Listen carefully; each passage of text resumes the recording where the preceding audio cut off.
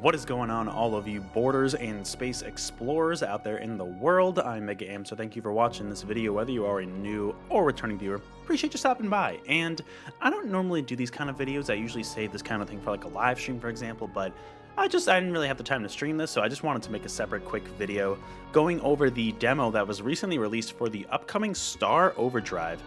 This is from Dear Villagers and Caracal Games, I think it's pronounced. I'm not familiar with their previous work, if they have any, but this game was shown off in a Nintendo Direct as a partner showcase sometime in 2024, and it really caught my eye because it seems to be like almost like an open world exploration game, but with hoverboarding. And that caught my eye because I love like movement in games. Like that's a big thing for me. If it feels great to move around in a game, like it's usually something I'm going to really enjoy. So I wanted to take a few minutes here to just kind of walk through like the very early beginnings of the demo.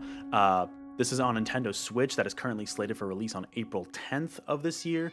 It's coming to Steam later. I don't know when exactly, but it's going to be a timed exclusive on Switch for a little bit. But I just kind of wanted to show off how it seems to run on Switch, at least the very few opening minutes, and check that out there and give my overall thoughts. I have played a little bit of this demo already leading into this. We can skip this intro, but just kind of goes briefly into like the character. I believe his name is Bios, and like kind of like where he's at and like a little bit into the main story. Gives you a little hint there in terms of how we get to this planet here. But yeah, we'll get into it in a second. It has yeah, it's like an open world exploration with hoverboarding. Think like, I mean, honestly, the easiest comparison is Breath of the Wild. Think like an indie sci-fi version of that, right? Very stylized, very colorful. I think it looks pretty good on Switch. I mean, obviously, if you're gonna want visual fidelity and best frame rate, you're gonna want to play this on Steam, right? But I kind of want to show off that the Switch version actually is pretty good. There's only one moment that we're gonna come up here where I noticed frame drops just because there's so much happening on screen. But you can see here's our character Bios that we play as. And we crash land on this mysterious planet. Ooh. So of course, as many open world exploration games, let's go through here. Yeah, oh, you got to be careful of those things. They just kind of blow up in your face. They're like supercharged or something. But yeah, it's very like visually just very striking. Like in terms of the art style, like this is a great game to have on the Switch. I think it just really stands out. It's obviously not like visual fidelity isn't going to be the highest thing in any other game you've seen, but it's an indie game, right? This is a smaller team. Definitely not going to be as pretty as like some of those other games, but like that's not the point. It's meant to like be very stylized, which I really like. You can collect certain little things here. Won't go into details about some of the story here. I don't really know much about it, to be honest, because I just know like very surface level based on the intro, and there's a cutscene later that we're gonna not be able to skip. But for combat, at least at the very beginning, is super simple. I hope it expands later in the game. But you have this keytar that you use for like either basic 1-2 punches, or you can charge it up and do a bigger hit. You can also do like an aerial attack, which seems to like automatically home in on enemies, which is kind of nice. So if you jump in the air and then kind of slash down, it's kind of nice. I don't think there's a targeting system as far as I'm aware. But yeah, we just kind of, this is a dinky jump for now. Oh my god. Go, go, go. But it takes a bit to get into the boarding. I know that's really what everybody's going to look forward to here. And we'll get into that very soon. But what I will say is, like, it is fun. It is going to be, definitely, at least for me, the main selling point of this game. The trailers seem to show off some puzzles and some combat, but which will be fun, like, as you explore the overworld and kind of collect things and unlock upgrades for your stuff. You know, that'll be fun. But for me, the real appeal that I could see myself doing it for like hours and hours will end up being the hoverboarding. Yeah, that's the one frame drop kind of moment I noticed, just because there were so many triangles there. This scene we cannot skip either. But besides that, like, I really haven't noticed any frame drops during gameplay here, which is kind of surprising. Maybe I just don't have like the keenest eye for that kind of stuff, but like, I think it actually performs pretty good and looks pretty good on Switch, so I'm tempted to get this at launch. I was originally going to wait for the Steam version, but this could be honestly really fun to have on Switch. I don't think they've said how long it's going to be a timed exclusive for, but I imagine at least like 3 to 6 months probably. We'll see. Might not even release on Steam until like next year or something. Nintendo seemed confident enough in this, I guess, to give it a exclusive like time period to pay for that, right? But yeah, of course, you got the classic go out onto the vista, look out at the horizon. But yeah, of course, like a lot of open world games, there's going to be a lot of towers to go to unlock parts of the map and all sorts of stuff. Speaking of the map, can I actually pull it up here? Yeah, we got to go find the full hoverboard. But this map is actually pretty big if we go here. This is a pretty sizable map. You know, you kind of got all these different sectors here. You start off here in that kind of middle area. There's all sorts of stuff. Yeah, like photos, tapes you can unlock. Board stats because you can like upgrade the stats of your board to get different things, which is really cool. And different sorts of mods as well. When you're out in the open world, you can kind of explore and collect different materials, and these can be used to help upgrade your board at specific locations that we'll get to in just a quick second here. But now we got this this kind of like jetpack hover, which is really nice. We can also, not do that, but we can air dash, which is usually pretty nice, except for precision platforming like that, which I should have known better. That's on me. That's not the game. But yeah, I don't know. It's a fun opening of like Crash Land, trying to explore and get around, and you just get to like look out at the world like this. It looks really cool, like just very heavily stylized. Like I said, if you want like the most optimal visual fidelity performance version, I mean, PC's gonna be where you want to go. Uh-oh, big old worm guy. That's looking a little creepy. There are also dies you can collect, which you can use to customize your board at the same spots that you upgrade your board as well. So that's pretty cool. But yeah, having this air dash is pretty nice. I just apparently wiped out that way. Okay. Gotta be careful. You can also just roll on the ground using it, which is kind of cool. So there's a lot of movement options here. And I mean, once we get the board, which should be right about now, you'll really see how many movement options we start to get. Collect some of these little plants here. All right. Unfortunately, this is going to be another cutscene I cannot skip. This gives us a little insight into some of the story too. We saw that girl in the photo earlier. Code Epsilon 842. So the basic premise of the story please respond. Seems to be that this girl and like another group of expeditioners landed on this planet at some point, and I guess she's the only survivor. Something's up with the planet, of course. Something is going on. And somehow Bios and her Nuos, I think her name is, they're connected somehow. And I need immediate extraction. Someone please respond. Based on her message, it almost sounds like they might be partners. If you find this message, try to reach any upward corp tower. You will be able to locate my precise position from there. I wonder if you get to unlock her as another boarder. Reaches you in time, take this gravity core and ride it. You'll need it since... Oh, maybe not. There's something wrong with this planet. So it was her gravity core from her board that... Okay. Dad did tell me this before. Please. Swearing in my video game. What? Bios, on a Nintendo platform. I miss you so much. Please forgive me. Yeah, so they're connected somehow. We are one. Somehow they're tied together. And I think a lot of this game is going to be figuring out what happened to that expedition team on this planet. Hopefully find her and figure out how they're connected and kind of learn the story from there. All right, here we go. This is where it starts. Love the vibes of the soundtrack too. Like, this is a good opener. Let's ride. So yeah, of course, the main appeal here with this game, I think for a lot of people, is going to be the boarding. So it's really fun. I will say it's really fun to control. You get to do these tricks with the right thumbstick in the air, which, like, this looks so cool. And honestly, I've noticed it's fairly generous with the tricks you do.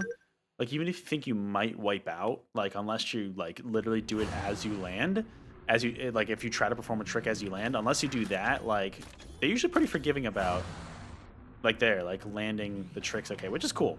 I don't know, I think it keeps the momentum going.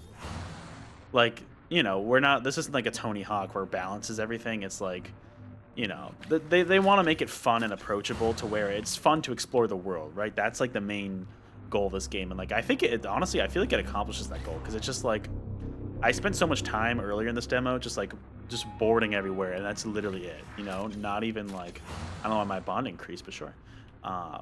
With my board maybe, because I did so many tricks, I don't know. But like, just, you know, I don't know. I could see myself doing this forever. Just like boarding around and doing that. You can switch between your board and not on the fly, which is literally a button press, which is super nice. But like, there's so much to explore in the world if you look around and see. you know. And like there's gonna be some pop and there's gonna be some texture swapping on the Switch. Like you're gonna notice that for sure. But I don't know. Like I think this is a good one to have on Switch. And like I was honestly wondering because I'm like, you know, especially with the hoverboarding, I'm like this game probably, you know, it might only look good in 60 frames, but like I mean, this kind of proved me wrong. Like I think this looks quite good actually. Like is it gonna look better on Steam? Of course, of course. But I think it looks quite good for the Switch actually. I guess maybe the game's not super taxing, but like on the Switch, but like I don't know. I think it looks really cool. You know, and I'm honestly kind of surprised by how smooth the boarding seems even at 30 frames. You know, I'm not a huge stickler for frame rate, so some people who are might be a little more sensitive to it, but I think it looks quite good. Let's do some combat here before I end this quick video off. But like, there are some enemies that show up. Like I said earlier, at the moment, I'm not super thrilled with the combat. It is really cool that the jump attack homes in on enemies automatically like that. Like that's pretty neat. But I just feel like in terms of the options at the moment, it's pretty limited. I imagine it's hard to judge it based on that. I imagine it's gonna open up more later. You know, I imagine later on we're gonna get more combat options. In fact, I think I might have seen another option for combat in the trailer that we saw, or one of the trailers that we saw, that showed like some puzzle solving and some sort of like attack with the keytar that was different than what I have now. What I will say is that I actually explored one of these in this demo before. There are like shrine equivalents to like the shrines in Breath of the Wild Tears of the Kingdom. There are like mini dungeons like that in this game where you solve puzzles and stuff. So that's pretty neat if you're kind of into that. I mean, Breath of the Wild is the easy comparison. I want to try to avoid making that comparison, but there are a lot of similarities, right? It is in that genre of game. Here is one of the spots where you can upgrade your board and kind of customize it a little bit if you have the proper materials. And the customization, or specifically the upgrade system, is interesting. I'm still trying to figure it out and really work with it. But what it mentions here is, yeah, you use it to craft hoverboard components, you add materials. And what it says is that the more materials you add, the more powerful the component will be. So that makes for like an interesting, almost strategic system, because it's like, okay, I could make like a bunch of like very simple components, or I can literally pour like all of my materials in here. Yeah, it says raise this number as much as you can to craft more powerful systems. And of course, the more materials you add, the more it's going to cost me. But like, then you can choose, yeah, wings, booster, bouncer, engine, plate. No. All right, what? You craft. Let's do wings. Give me some wings. Yeah. Cool. So you get to like, yeah, you get to customize it a little bit, and then those add to your stats, right? So now I have extra speed.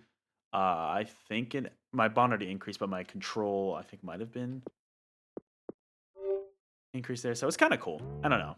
It's cool that you get to build these components. It's almost like a strategic upgrade building system, which I kind of like.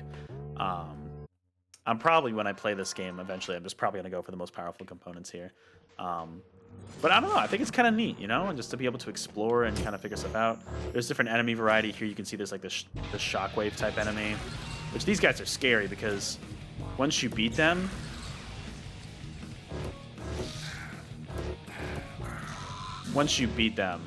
they like explode, and then you gotta get out of the way.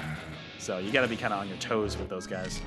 But it's fun, you know, and it's just, I don't know, like I think it's really going to come down to how much more the boarding, and I really hope the combat kind of increases later, you know what I mean, in terms of the combat capabilities, you know. That's what I'm hoping for. Because like, Why would you send an anthropologist like me out here? I don't know. I feel like it's just like it could get a little stale, but who's to say? I'm hoping it kind of ends up expanding a little bit more. I might, because I want to play this game at launch. I do want to play this game at launch. I might wait for initial reviews. I don't even know who's gonna like review this game. I feel like it's not getting a lot of traction. But I want to see at least like one outlet I trust review this game and kind of see what they think, especially the Switch version. And you know, based on that, maybe I'll wait for the Steam version or just not get the game. But I mean, or get the Switch version immediately if it ends up being really good. Because like, I like the core concept of this game already. You know what I mean? I really like the boarding. The boarding's super fun.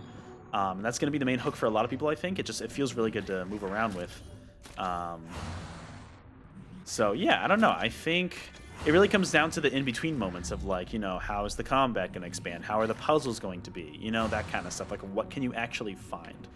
Because if a lot of it is empty, then you know what I mean. It's going to feel a little, yeah, empty. It's going to feel a little empty if there's not enough in this world to explore.